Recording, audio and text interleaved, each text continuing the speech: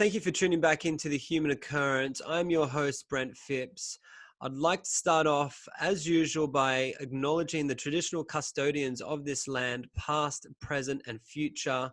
Our guest on the show today is Birralee Paitson. We go in depth with her about her grief journey and the death of her mother, Nici. Nici Paitson was a really incredible woman who demystified death in the Northern Rivers. And it's a bit of a different episode, this one. So as always, guys, get ready because this is going to be a ton of value. You're going to really enjoy it. And let's discuss death. Here we go. Thanks for joining me. It's good to be here. I want to, so where did you get your, because I was going to ask you yesterday, where did you get your passion for bees? Was it before Flow? From working with Flow, basically, I've learnt so much about bees and beekeeping. It's been awesome. Have you got any bees? Yeah. No, I do have some up at the office, but not at my place. Right. Yeah. Do you have the intention of getting any, or? I would like to, yeah, maybe springtime. Is that the time to get them? Yeah, totally. Yeah, that's the start of the beekeeping season in Australia. Right, and it goes for... The beginning of spring. Yeah. Is it similar to like the growth of plants, right? I'd imagine it would be. Yeah, totally. Well, the springtime is when the hives are starting to thrive and the nectar flow is happening, and right. There's a lot of forage around for them available, so they start kind of multiplying. And yeah. And then what happens in winter? Do they just hibernate? Winter they kind of hibernate. I mean, around here it's not so bad because there's generally a lot of forage available all year round. But generally in winter, the hive kind of, you leave all the honey in there for the hive. You don't harvest, and they just sort of do their thing and hibernate and just live off the honey that they have stored. They generally build up a bunch of stores before winter.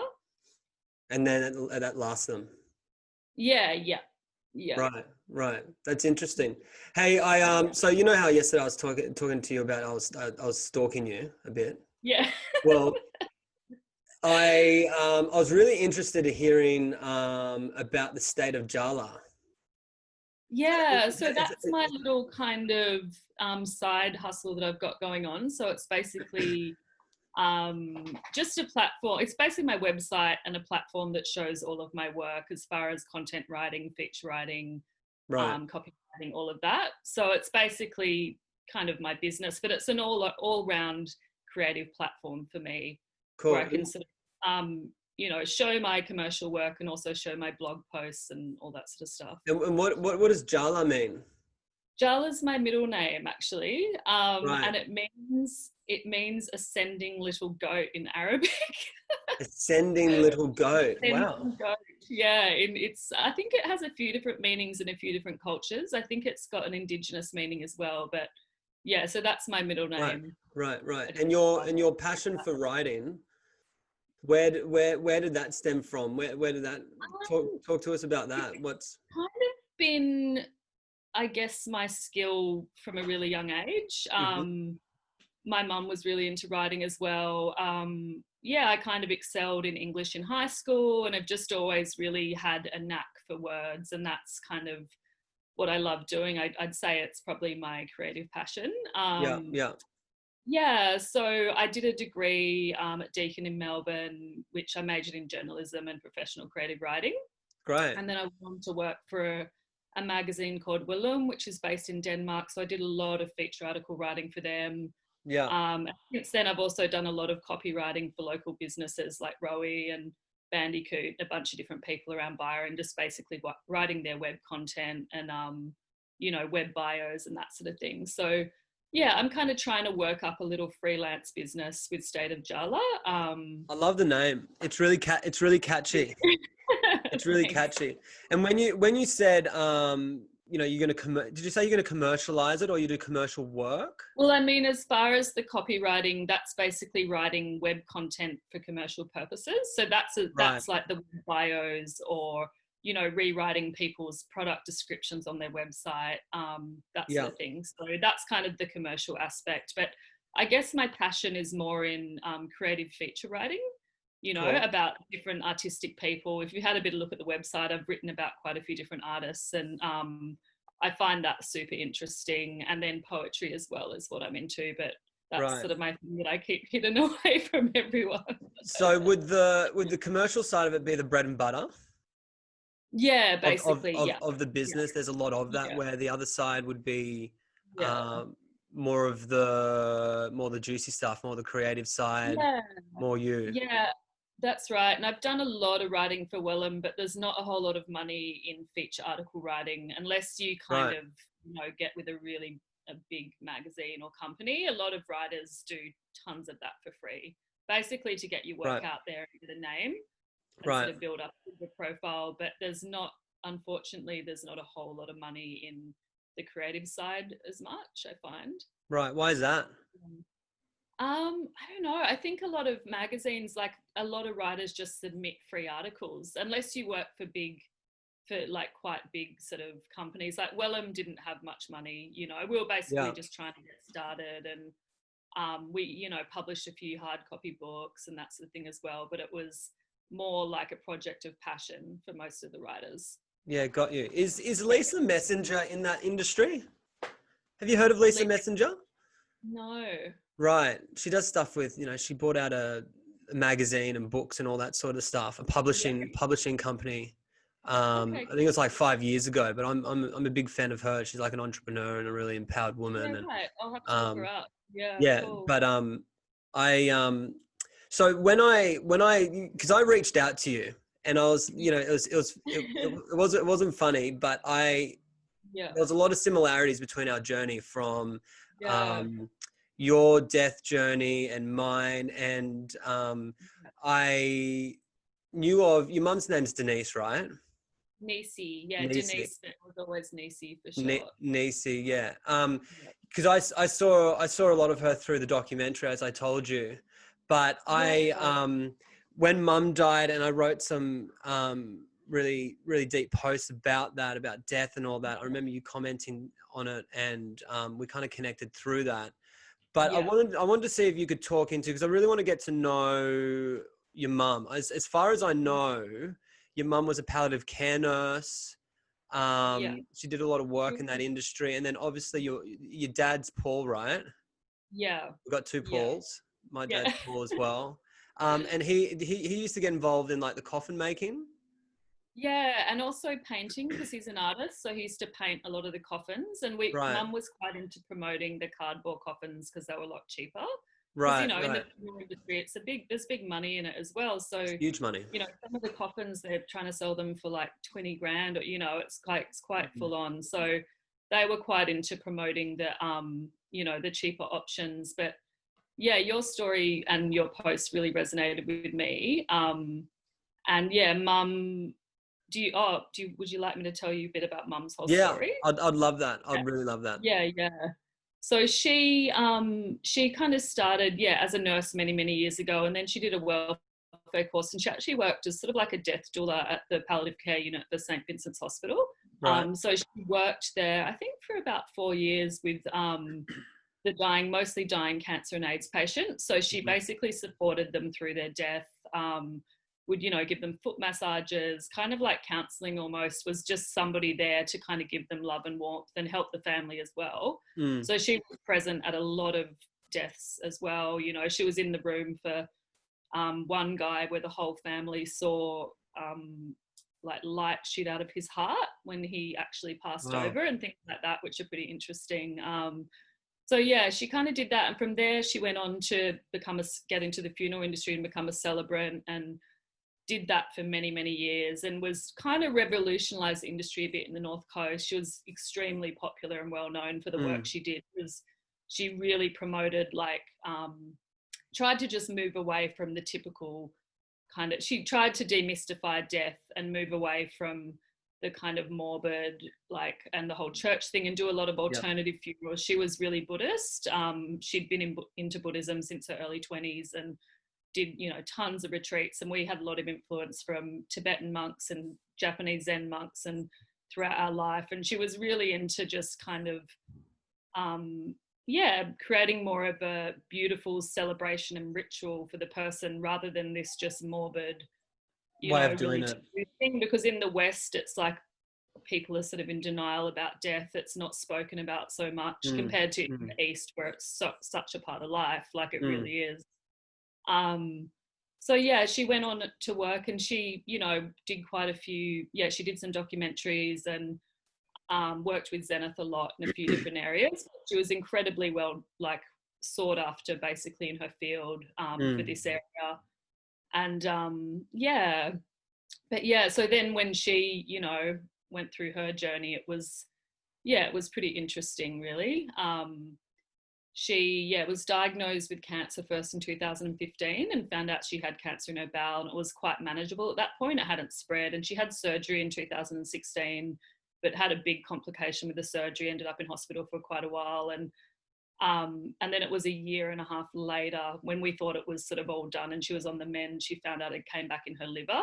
And by that point, it was like pretty much beyond, even though we tried everything. So did it started in her bowel? Yeah, it started in her bowel, and it hadn't spread at all. So they cut it out and basically did a pretty major surgery. But after the surgery, she got like an E. coli infection in her abdomen, and the hospital didn't really cotton on to it for about a week, and it almost killed her. She ended up being on IV antibiotics for a month and lost all her body weight and got really, really sick. And then she recovered from that. And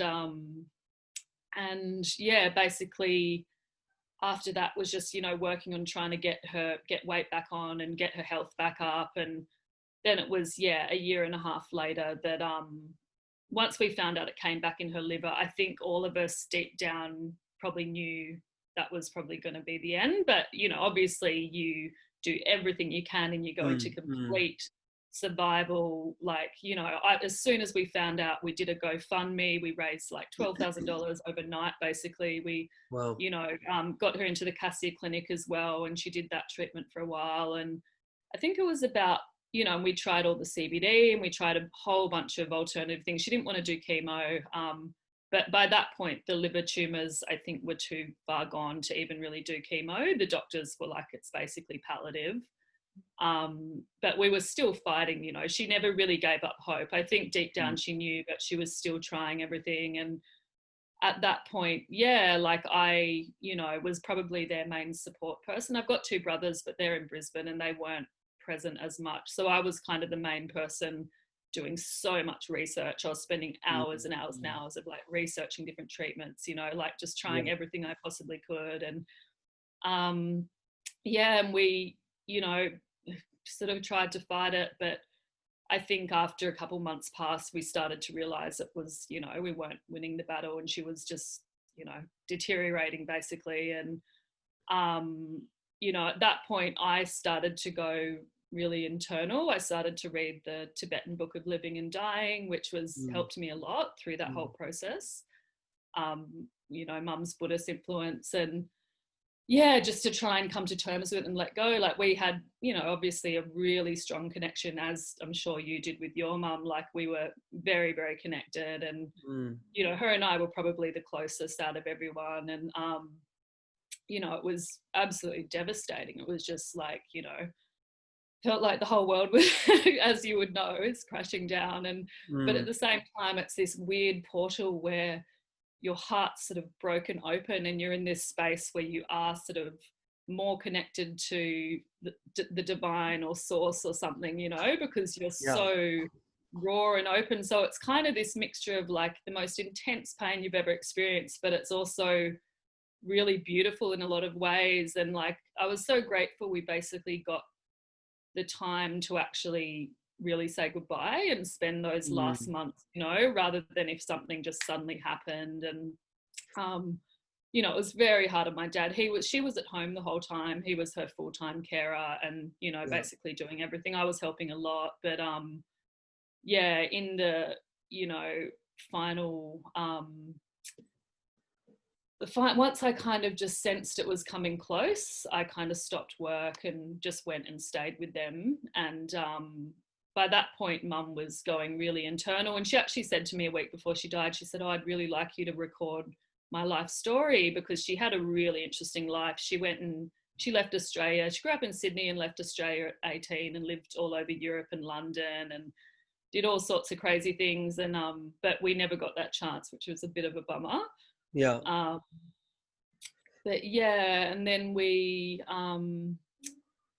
so yeah, in the final kind of, once I realized it was coming close, I yeah, went and stayed with them, and you know, it was pretty intense and confronting. I had some pretty full-on moments happen that I think I dealt with a bit of trauma just from her being so, you know, by that point she was completely emaciated, and you know, a few things happened that were pretty full on. And you know, my dad and I just every night would lay in bed with her and hold her hands and just tell her, you know, you're surrounded by love and light.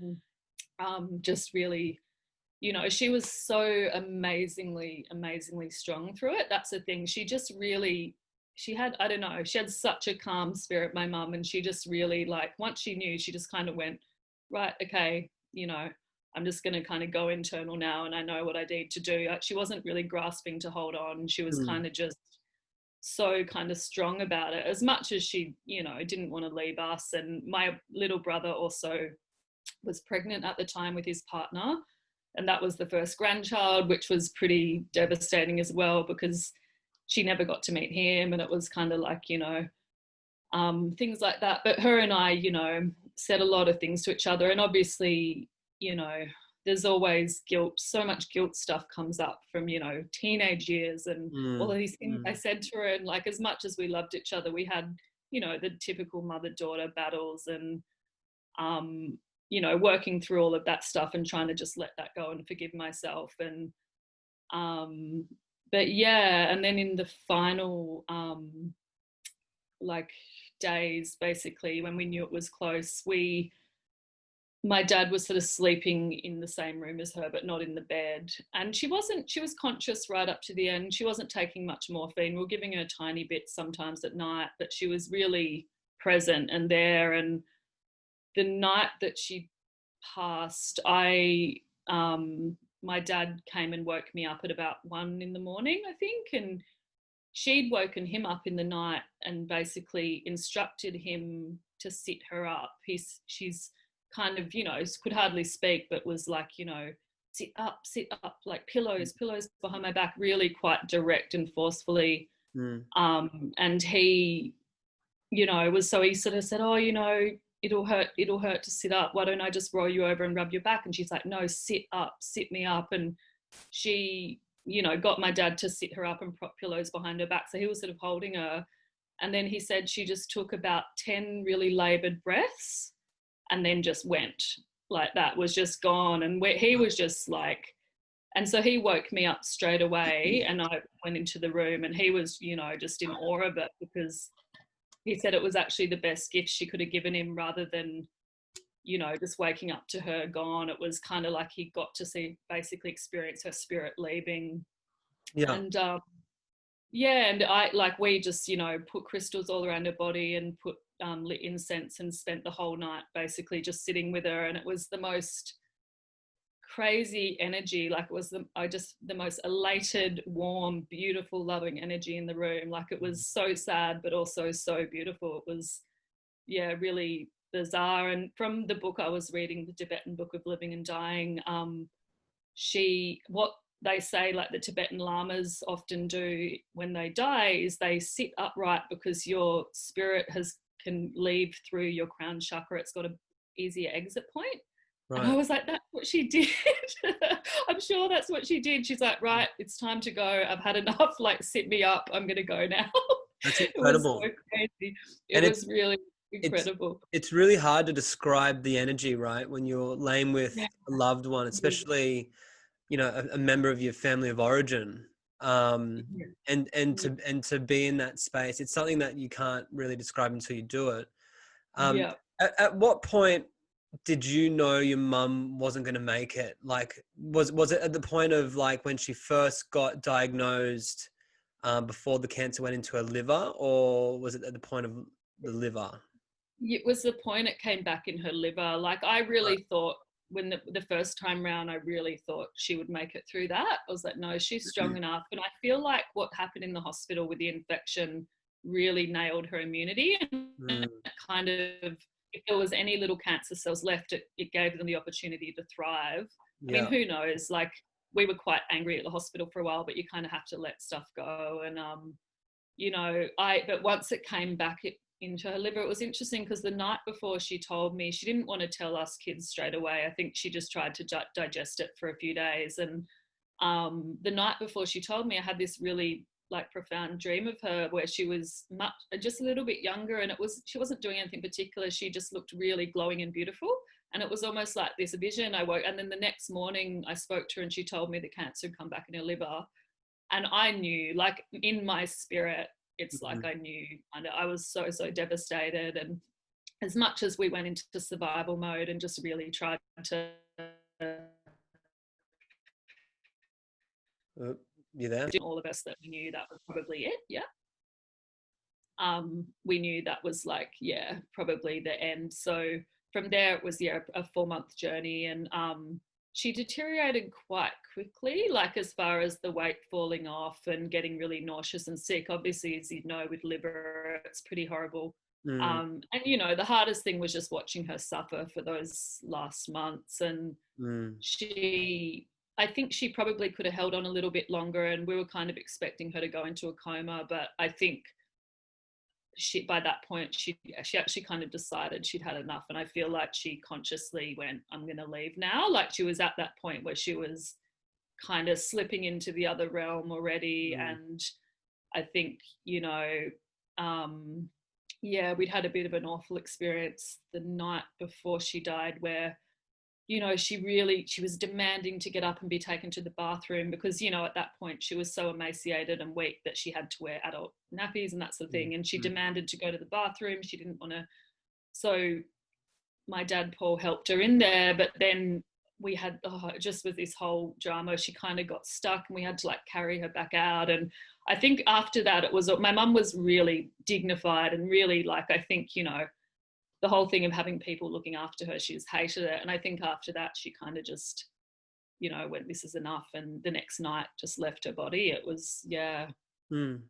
Yeah. Was your mum the type of woman to put a lot of other people first? Absolutely. Yeah. Absolutely. Her whole life, she did that. She was just completely selfless, and even in the funeral industry, just dedicated so much more, went above and beyond, I think that, I can, for my journey in that with my mum is that, I believe that she really established that cancer because she was so,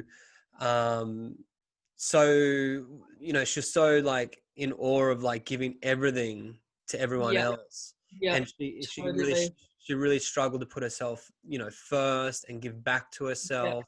And I know that she was working on that for a lot of years. But I, in my belief system, what I kind of witnessed, I really feel like that was the reason why she kind of got the cancer. And the lesson was from that for our, all the people that played witness to that was that, my beliefs is that, I need to put myself first before my kids, before my wife. Because, how can I love or have a full cup if I'm not really putting, giving that, well, that love right. to myself. It's like when you're in an airplane and the oxygen comes down, right? You need to put it on yourself first. That's right.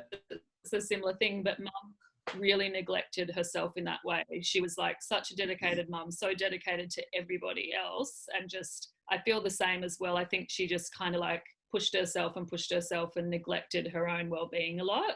It's, it's bizarre. It's one of the biggest things you'll ever go through. Obviously, it's just when it's your mother too, you're just so psychically connected. Like, I mean, obviously I'm really connected with my dad, but your mum is a really different thing. It's completely different when you're homed in a body for 9 months. Yeah, like exactly. Genetically, there's just something different there. Absolutely. But I'm really interested because what's your beliefs around when they leave? Because my beliefs is that there's certain people, not people, but spirits or whatever that come down to help them transition. And the reason I say that is because I had an experience in the hospital with my mum when I stayed a night with her before we took her home. And She was really deteriorating and losing weight. She couldn't walk. So, I had to take her to the toilet and all that. But there was a moment of when I took her to the toilet, and then when I took her on the way back, she stopped me and looked me in my eyes and said, "Can you see him?" And at that point, like, I got that cold feeling through my whole fucking body. And it was funny, before I woke up to mum needing me to get her to the toilet, I had a feeling, like, I've had a couple of experiences in Bali that there was something present there, and I had that same feeling. But when she said that, I said to her, "No, I can't see him, but I can feel him." And then when I put her back into her bed and she went back to sleep, and I could see in my psychic space that her grandfather was there, Wilfred. Wow. But what's your beliefs around that? Do you believe that there's that spirits that come to help them transition? I think I've lost you. Hello?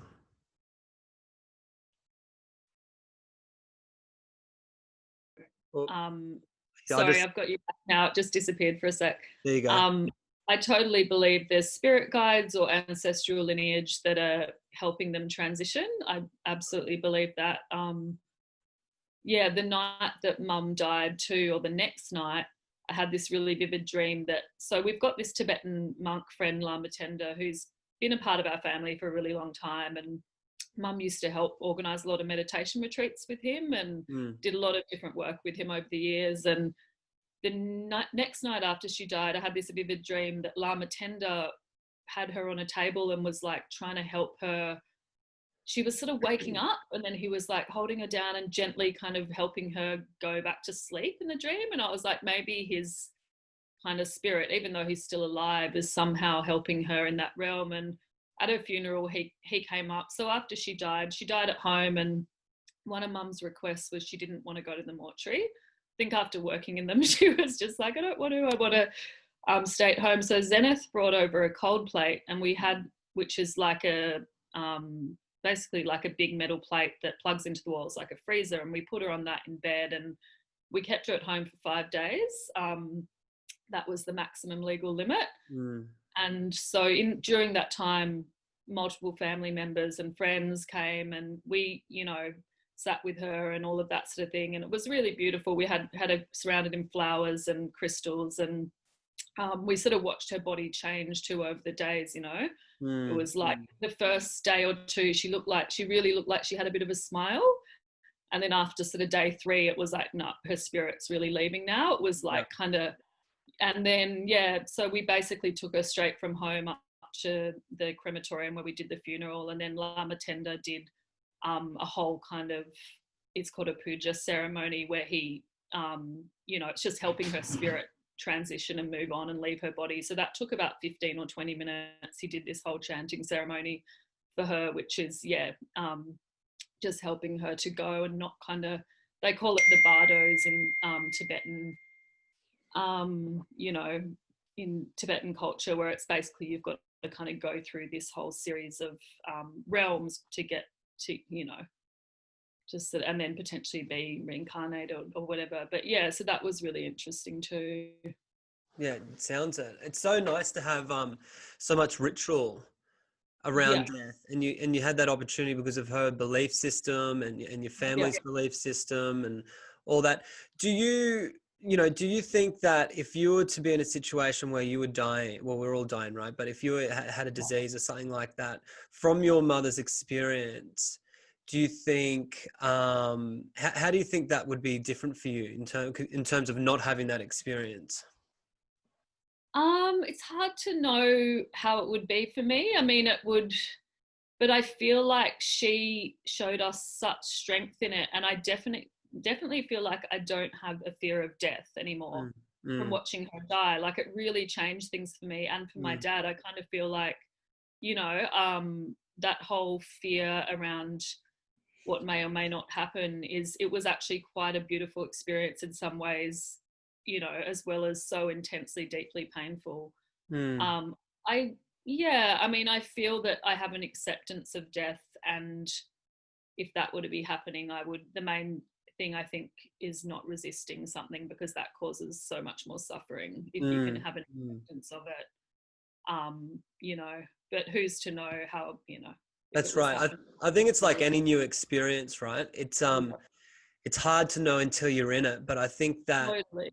from your experience and mine, I think that you gather Mm, more tools in your arsenal. So when you do it, yeah, if you are in that position, that you'd be able to hopefully adjust a bit easier yeah, um, totally. to that moment. Because prior to my mum's death, I had a lot of like undealt fear around Yeah, around death, and I didn't really know it until I started to go through the process with mum. yeah, But yeah. I think that's, there's so many gifts that come out of death. And, Mhm. I am so different. I am Oh man, so, I know. so I've been different. thinking about you guys a lot actually, but I mean, it was a little different for me because of the work Mum did for so many Mm. years. I'd already been sort of introduced. Sorry, this is just trying to turn my You're phone off. popular. I put it on silent, but it seems to be connected to my That's all right. computer. It's a, I'm just it's a nice bing. um, but yeah, I'd seen a lot of dead bodies over the years. I've actually had a Right. lot of friends die over the years, and I kind of been introduced to that area of death through mum Mm. already. But I still had a fear of it, like everyone, and I definitely feel like since watching her process, it changed something. Yeah. Absolutely. Yeah. How old were Um, you when she started to work in palliative care and all that? I must have been quite young, like I must have been around 10 or 12, I Right. think. So Right. I think I saw a dead body probably for the first time when I was about 12. And, Wow. that a lot of people are quite freaked out by that as well, but it's actually quite a amazing thing. And it's quite important to be able to see that finality. And, Mm. it's not a scary thing. Yeah. Um, Absolutely. And yeah. your mom, when I saw her on the documentary, I was really intrigued by her eyes, and it was weird because I saw her and I initially thought, I went, fuck, she's got some really deep depth about her. Yeah. Um, Yeah. and then there was a moment in the documentary where she described that she could feel the when she would like dress the bodies and Yeah. work with them, that she could feel Yeah. them and feel that spirit being around. And Totally. she used to talk to the bodies. Did Yeah. as how like as a girl and your mum being in that industry, Yeah. what was that like? Like, was that Yeah, it was kind of bizarre in ways. And sometimes we're like, wow, my mum's like in a mortuary. Like she would voluntarily do mortuary work when she didn't actually need to because she sort of liked it. And right? she was a very kind of wise, quite psychic woman, my mum. And she Mm, definitely had a connection with the spirit world. I think spirits kind of uh, like were drawn to her. She had quite a kind of comforting, calming thing. Like at the funeral home, she would even, if babies died and that sort of thing, she would hold them. She'd just walk around carrying them and that sort of thing for, an mm, hour or something, or she would spend time talking to them and trying to connect. And yeah, she also, my dad used to actually joke about it. He'd say, oh, you've brought too many people home with you, Nici. Like, I think he used to feel the presence at home, that some of the spirits that were maybe a bit lost or, right. had died really suddenly would kind of attach to her as some sort of comfort figure for a while. Yeah. And she's had a lot of interesting things over the years. Like when she was younger, she had a boyfriend die quite suddenly in a motorbike accident. And she said his spirit came to her in broad daylight a few days later Yeah. and told her he was okay and all this stuff. And she's always had a bit of a psychic ability, my mum. Yeah. She's yeah, And your yeah, discernment would have to be pretty strong, right? Because it's yeah, all it's all well and good having a really strong psychic ability, but yeah, in terms of discernment and how you described like her coming home and Paul, yeah, feeling those people, yeah. um, you know, I'd imagine working in that industry, you'd have to have some sort of like practice to actually kind of not cleanse but detach. And So did she have something like that? well, Not so much. My dad and I used to talk about that actually, because he'd say, you know, you need to just kind of sometimes put up a bit of a protection barrier Yeah. to not have all of your energy drained, because she'd get so drained from work and she'd really work herself to the bone sometimes. And, Yeah. you know, I guess her Buddhist practice, she would do meditation rituals and things that would maybe help that space. But I feel she was maybe psychically and energetically drained a lot by her Right. work. And I Right. feel like even so much she gave to that could have contributed to her, I don't know, maybe, you know, just kind of deteriorating a bit over time. Or Yeah. I got you. yeah. I got you. Yeah. What's what are the biggest gifts that death has like given you from your mum's passing? Like, but because Um, it's obviously transformed you, right?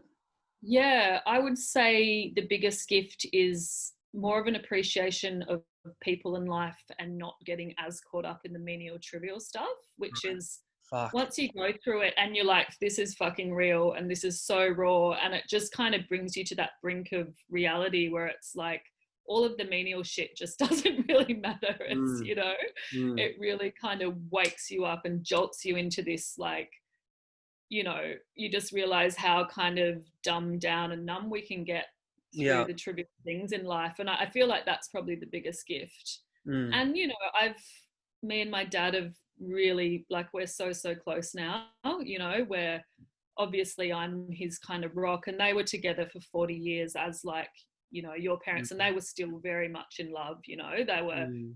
they would have, you know, been together forever kind of thing. And, so that's been super hard for him, and I'm kind of his main support person. Mm. But yeah, I took him out last year for a kayaking trip in the bay. Yeah. We one of the tours, and we took some of Mum's ashes with us actually, Great. and it was like the whale tours, and we got out past the Cape, and we were like, okay, we kind of paddled away from the main group, and we said, oh, let's, you know, put some ashes in the water. So we poured some ashes in and sort of swirled them around, and both of us sort of half jokingly were like, come on, give us a whale, Nice. And no joke, like 3 seconds later, this massive whale, like so close, just went woo out of the water, and we were just like, Like, what the oh, fuck? We couldn't believe it. It was awesome. It it's was all so connected. amazing. And Yeah. you know, if one of the gifts for me is that, you know, for me to play witness to the devotion my dad and mum and Yeah. the love they had for each other was Yeah. so next level. It was Oh so man, fucking beautiful. me And too. and Yeah. witness that was just like, that was such a gift for me. That was Me such too. that was such a Yeah. gift, and it was so beautiful to see how love can really be transformed in that way. Well, Um, that's right as well. I had so much more respect and was in awe of my dad for what he did and how much he just devoted himself, and the mm, love between them to the very end. And he even said, he was like, it was an honor to be, you know, doing things like changing nappies and all, which yeah, was pretty awful for her. But all of that, he was like, I would do it again in a heartbeat. It was such an honor to be able to nurse her through that. And their love was just so incredibly deep. And it was kind of hard because in the last few weeks, she sort of withdrew from us a bit. And I got it that she just was going really internal. mm, But I also kind of, as much as I wanted my time with her, I had to also respect that they were having their time of saying goodbye and letting go yeah, after that many years of being so connected. Like, you know, when you're with somebody every day for 40 mm, years or whatever, like, you know, me and my mum was super close, but I'd also been living away for a good 10 years or more. And, you know, like mm. it's very different for him when it's the person in your daily reality every day, you know. Yeah. um, And yeah, how's your dad now? he's a lot better. Yeah, he's a lot better. The first year was brutal for him. It was really hard, and I Mm, think for both of us, after 2 years, the grief took a massive turn.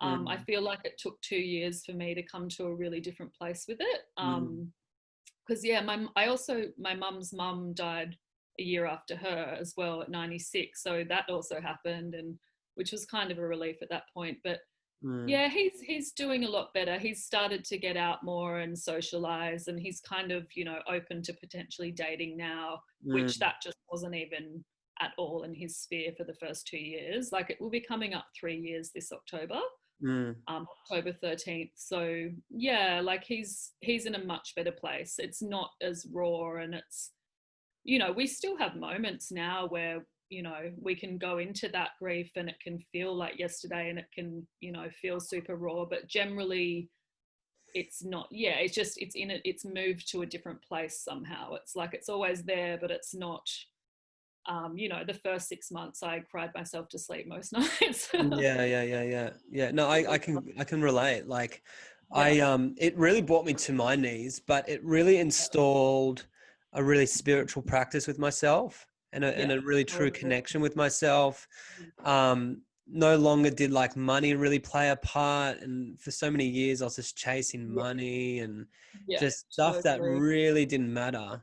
Yeah. But on the dad subject, like with my dad, he, you know, I really do hope in the future that, you know, he does find love again because, being 63 is still young. Yeah, well, he's same with my dad. Like, he's 66, but he's still vibrant and young for his age, and he's got so much life left. I really hope he finds another partner too. Yeah, and that would be, you know, I couldn't even imagine that, right? Being with someone for that long and then having to like psychologically get your mind around, you know, like, oh wow, I could be with someone else, or that's right. Well, it's such a trip for him because he's like, wow, I'm in my 60s and now I'm having to looking at dating, and you know, he's never gonna have what he had with mum. Like, that was his soul connection for, you know, but I hope he, you know, even a companion or lover or somebody that he can just share things with, you know, would be awesome. But I think he's slowly getting to that point now. Yeah, it takes a bit of time. And you said you had two brothers? Yeah. Yeah, how are they going? They're okay. It's really different. Like, I'm super emotional, they're not. They're like, I know they would be dealing with it in their own way, but they don't really show their emotion as much, and they kind of are both the types to just get on with it and just, you know, get really busy with work. And I think they're okay. Like, I speak to my younger brother a lot more than I do to my older brother. And he's busy. He's had a baby in the last couple of years and he's sort of very busy with that. And he, you know, I think it's hard for him, but I feel like it really tore me to the core. Like, I don't know, I mean, I'm sure that it's, you know, hurt them as much, but it really broke me for a while. Yeah. Well, it's because your relationship with her. That's why. Yeah, totally. Yeah. And, you know, I do believe in broken hearts, but like, as you mentioned at the start, like how it broke you open, that really feels right for me, because when I was like, oh, fuck, my heart's broken. But when I really felt into it, it was just another level of me opening up. Yeah. Well, we joke and call it heart breakthrough. We're like, heart there you breakthrough. I guess. That's a good way of putting it. That's a really good way of putting it. So Birralee, where do you see yourself in the next couple of years? Well, I mean, I'd like to kind of get my creative skills and writing and stuff happening a bit more. I feel like since mum died, I just kind of, everything was such a blur for the first year, and it's just kind of went into that survival mode a bit. And I'd like, now that I'm coming out of that, I'd like to kind of focus on creative stuff a bit more. You know, potentially, like, we'll see what happens with the whole family thing, whether that kind of path happens. The family thing. As in starting a family, or right. Whether that's kind of the path as well. But mainly, I want to kind of, you know, really like to do a meditation retreat. I'd like to kind of go a little bit deeper into my spirituality. You know, focus on trying to be happy. You know. Yeah, kids are nurture my spirit, and kids are a really good way of getting deep. Yeah. I find I was really naive prior to kids, and probably I'd be interested to know, for somebody who had kids through the whole experience, how that kind of changed it for you, because you've got something else that really is your focus before yourself. You know what I mean? You have to kind of, like, that's your priority, like whether that was a big change compared to, say, your sister, or, you know, like whether as far as dealing with the grief, I don't know. With kids, do you mean? With kids or without kids, yeah. Right. Well, like I said, like, I think that I put myself first, and I think a lot of people like kind of dig their heels into the ground when I say that, especially my male friends. Like, what are you fucking talking about? Like, that's really right. my whole theory is, like I said, like I need to put myself first, make sure my cup's full Totally. before I can Yeah. actually move into that. But in terms of Cool. having kids around death, like that was such a gift for me. As confronting as it was, for us, we were really practicing honesty rather than deceit. And I think a lot of parents can kind of go into a place of like, okay, let's not tell the kids anything about that. But what they don't understand is, or maybe they don't realize, is that kids understand all this, regardless if you tell them or not. They feel it. They're such little pure vessels. So having my boys around mum and telling them, that she's not, she's about to transition, she's dying, and being around a dead body was, fuck, what a gift, they're gonna grow into men that hopefully will be really emotionally available, but have such a strong sense of death, and a good relationship to it. So it was a gift. It was confronting. It was really something that I can't describe, that you know what I'm talking about. Totally. Yeah, it was really, I mean, my mum had the exact same philosophy in funerals and stuff, is to really, involve the kids in it as much as possible. And when we had her at home for the 5 days, like all of my cousins' children who are quite smaller came, and the kids were just so amazing. It was just so amazing. They'd come in and they really got it, and they'd sit with the body, and there was no fear. And it was just like so incredible to see. And my dad actually lost his mum from cancer when he was about 10. And back in those days, he grew up in Texas, and back in those days, the kids weren't even allowed to see the body. It was all just swept under the rug. And he had so much, suppressed grief and trauma from not being able to deal with it properly. And his mum just sort of disappearing one day, and just, she was sick for a couple of years, but they were very much kept separate, and it just was really damaging to him. So it's so important. It's normal. It's so normal. But like you described before, it's like, it's so quick. Let's not talk about it. Usually next to someone who's sick, and then you're at the funeral, and then you're at the wake, and then you're drinking or numbing or something like that. So for me, it just like, fuck it. I'm so interested in death. In the whole process around it, just because I did Zen's courses, and 5 years before mum died, and mum was actually do all that. But it's just like, for me, like I never really realized that, because I'm going to dive into the death industry, I never really realized that was going to be my path. But it just needs to, the conversation needs to change, and the relationship that we've got around death and grief needs to change in this world, because not just the world, but especially our country, right? Because the Aboriginals, and they had like death and sorrow business, and they really processed death really healthy. Ceremony around it for weeks on end, and it's just really beautiful. But for some reason, it's just really unhealthy to sweep it under the carpet, right? Absolutely. Like, if you're not willing to acknowledge it, I think, in my belief system, that eventually you're going to have to, because you're going to die. That's right. There's going to be a point of you going, okay, well, I'm transitioning, I'm dying.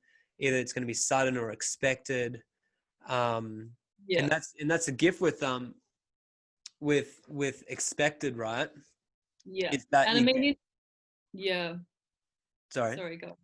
I was just saying, with expected is that you get the chance to say goodbye. And yes, it is confronting through watching the body break down and all that kind of stuff, but you do get those really special moments where sudden is like such a huge thing to adjust I can't imagine. I can't imagine how much sudden would rock you. Like, having that time, that process to say goodbye was really healing. And I was going to say, like, in Buddhist culture, that's one of the main things, is keep death at the forefront of your mind at all times, because it makes you sort of live and appreciate your life, and not, doesn't actually just go for it because it's fleeting, Well, it brings a lot of like presence into your life. It forces you to be here right now. And that's what I'm thankful for. Like, I never thought that, you know, I'd say like one of the greatest gifts is my mum dying, you know? Yeah. And if I had the choice, this seems even crazier. If I had the choice of having her back or being where I am now, I wouldn't change anything. Yeah. Yeah. And that's fucking nuts. Cause, Yeah. you know, if I said, you know, well, I'm sure my sisters will be listening to this, but I'm sure that some people would want her back. Yeah. But there's so many gifts from it. Well, that's amazing too. And I feel I'm at that point now. I felt like at first for a while I was really kind of like, why, how did this happen to me? You know, like a bit of victim mentality. And now I feel like I'm at a place where I'm like, no, this has made me so much stronger as a person and in my spirit. And, you know, if like I feel so much more resilient to what life has, because we've basically just gone through the biggest thing that you could be faced with. Other than, you know, like obviously the death of another family member would be hard, but it's like your mother is, you know, it's really a feeling of like, okay, if I can get through, if I can survive that, I can survive anything. Because when I first found out, I actually had this feeling like I'm not going to survive this. I was actually like, how am I going to survive this? I'm just not going to. I'm going to crumble. I'm going to have a complete breakdown. That's going to be it. And it was just so amazed by the strength and resilience of your spirit to just, when it's happening, you do just cope. You do. And it's like something you thought you just wouldn't be able to cope with, you know. It's like, yeah, it gets your skin a lot thicker. Like, you know, I used to like, you know, if I pranged a car or something, I was like, oh, that's the fucking end of the world. And now it's like, it's a grain of sand, right? Yeah, totally. Hey, Barry, thank you so much for joining me. We're going to wrap it up because my little boy, I can hear him crying in his cot. Yeah, cool. But I really appreciate you showing up and being vulnerable, because, you know, the amount of people I've asked to step into this are like, thanks, but no thanks. And I totally get it. I totally get it. But I really respect you, and I love the person you are, and I'd love to stay in contact and keep this conversation going with you. That would be great. I'd love that. I feel like it's really part of the healing. When you did ask me, I was like, I'd love to do that. I feel like it's, and also for me, part of the healing is also helping other people through their grief. If it's fresh, you know, like I really feel the need to want to reach out to other people. So thank you. Yeah. And I want to meet your dad. I want to I want to join the two Pauls up. Yeah. That'd be cool. That'd be awesome. All right. Well, have a good day. Hey. Have a beautiful day, Brent. I'll speak to you soon. Okay. Bye. Bye.